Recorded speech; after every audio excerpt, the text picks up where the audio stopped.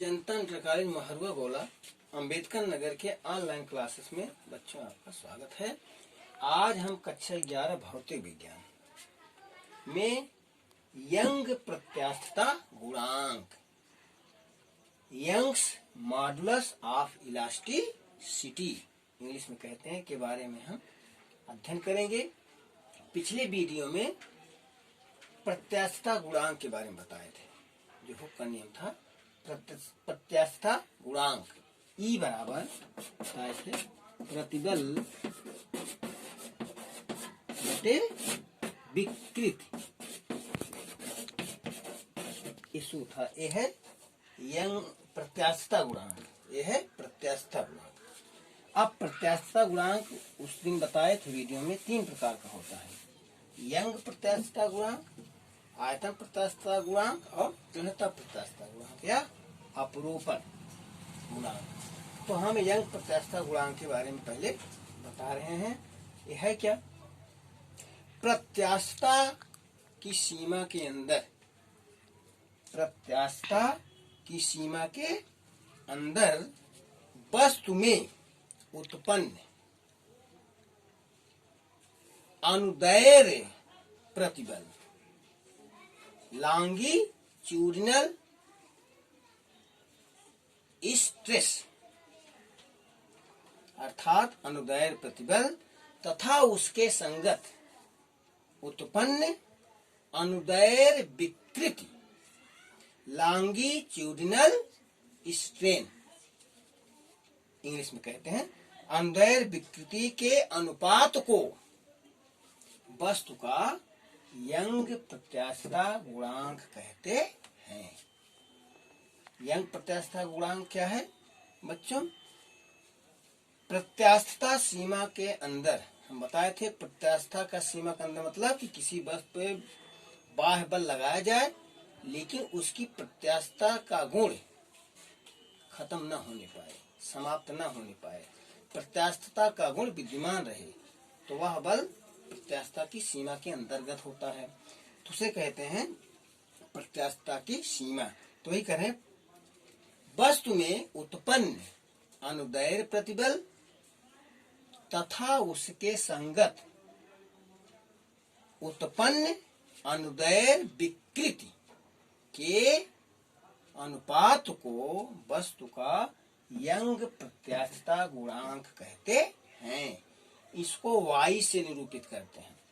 तो y बराबर young प्रत्यास्थता गुणांक y बराबर यंग प्रत्यास्थता गुणांक y से निरूपित करते हैं। तो y बराबर क्या होता है? अनुदैर्ध्य प्रतिबल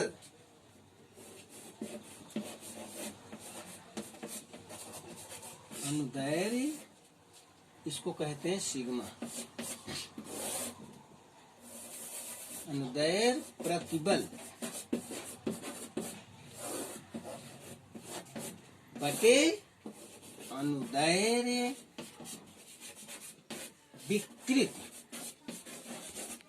अनुदैर्ध्य विकृति इसको या साइनल कहते हैं। ये अभी हमने सूत्र बताया कि प्रत्यास्थता सीमा के अंतर वस्तु में उत्पन्न अनुदैर्ध्य प्रतिबल उसके संगत उत्पन्न अनुदैर्ध्य विकृति के अनुपात को बटा मतलब प्रतिबल बटे विकृति अनुपात को यंग प्रत्यास्थता गुणांक या y कहते हैं। अब जो अनुदैर्ध्य प्रतिबल है ये क्या है? अनुदैर्ध्य विकृति क्या है? ये क्या है? इसके बारे में थोड़ा ध्यान लीजिए। अनुदैर्ध्य विकृति जब लिखेंगे तो क्या लिखेंगे? वस्तु के एकांक लंबाई में, वस्तु के एकांक लंबाई में परिवर्तन को अनुदैर्ध्य विकृति कहते हैं। वस्तु कोई ले लिया जाए 1 मीटर लंबाई या एकांक लंबाई, तो वस्तु के एकांक लंबाई में परिवर्तन को अनुदैर्ध्य विकृति कहते हैं। तथा वस्तु के एकांक क्षेत्रफल पर, यहाँ देखिए, वस्तु पर एकांक क्षेत्रफल पर लगने वाले प्रत्यानयन बल को अनुदैर्ध्य प्रतिबल कहते हैं। ये दोनों जो अभी सूत्र बताया इसका अर्थ है वस्तु के एकांक लंबाई में परिवर्तन को अनुदैर्ध्य विकृति तथा वस्तु के एकांक क्षेत्रफल पर लगने वाले प्रत्ययनयन बल को प्रतिबल कहते हैं। तो इसी से निकला है y बराबर अनुदैर्ध्य प्रतिबल बटे अनुदैर्ध्य विकृति। अब अनुदैर्ध्य यंग प्रत्यास्थता गुणांक जो है इसका हम सूत्र स्थापित करेंगे। अब बच्चों यंग प्रत्यास्था गुणांक का सूत्र हम स्थापित करेंगे। तो यहाँ सूत्र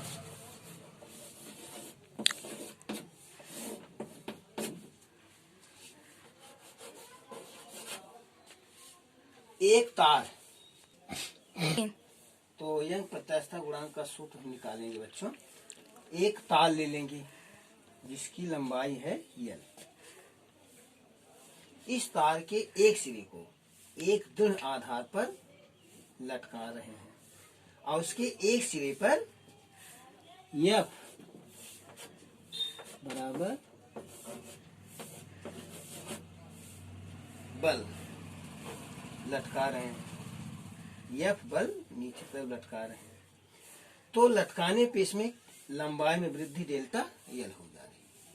तो वही एक तार और जिसकी त्रिज्या ये जो है तार की त्रिज्या माना जाता है A।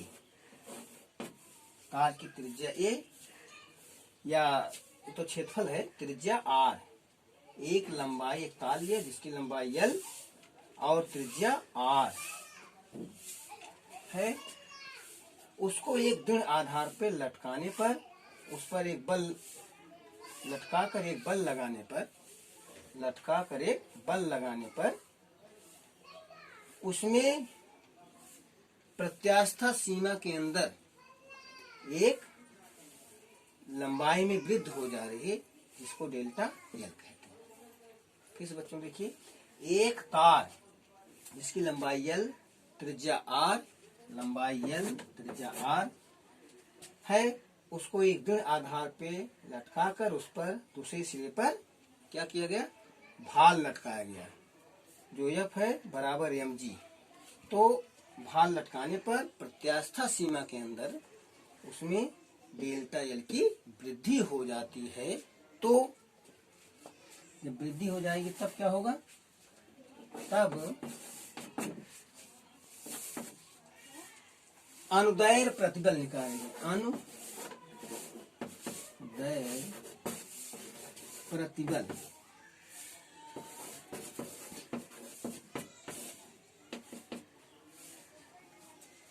बराबर होता है बल बटे क्षेत्रफल। बल बटे क्षेत्रफल, बल मतलब जो लटकाया गया भार ही बल कहलाता है। तो लटकाया गया भार कितना है mg और क्षेत्रफल कितना है a। अब a क्षेत्रफल है तो a वृत्त के आकार का है तो a बराबर हो जाएगा पाई r स्क्वायर। तो यहाँ mg बटे पाई r स्क्वायर ये हो गया समीकरण। ये हो गया अनुदैर्ध्य प्रतिबल mg बटे a। mg क्या है बल, a क्या है क्षेत्रफल। क्षेत्रफल वृत्त के आकार का इसलिए उसका क्षेत्रफल होता है पाई r स्क्वायर। तो mg बटे पाई r स्क्वायर हो गया अनुदैर्ध्य प्रतिबल। अब अनुदैर्ध्य विकृत निकाल लीजिए। अनुदैर्ध्य विकृत तार की लंबाई में वृद्धि बटे प्रारंभिक लंबाई।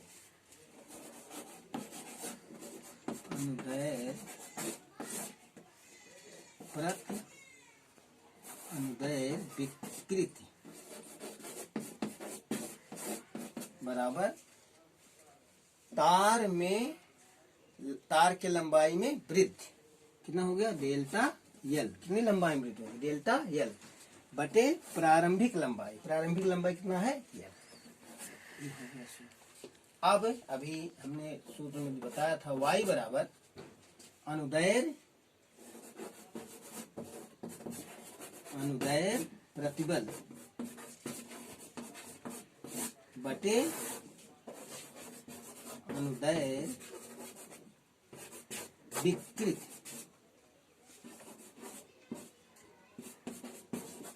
अब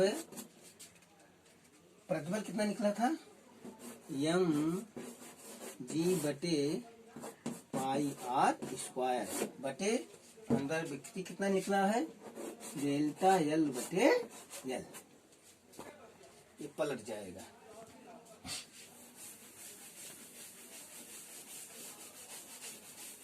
जब पलटेगा तो y बराबर होगा एम जी, ये पलट जाएगा एम जी एल बटे ये नीचे चलाएगा तो पाई आर स्क्वायर डेल्टा एल। ये हो गया सूत्र। तो यंग प्रत्यास्था गुणांक का सूत्र क्या हो गया, एम जी एल बटे पाई आर स्क्वायर डेल्टा एल। यही यंग प्रत्यास्था गुणांक का सूत्र है। इसका मात्रक एसआई पद्धति में या एसआई मात्रक है न्यूटन प्रति मीटर स्क्वायर, या इसको कहते हैं पास्कल। पास्कल वैज्ञानिक थे, उसी के नाम पे पड़ा है, न्यूटन प्रति मीटर स्क्वायर या पास्कल।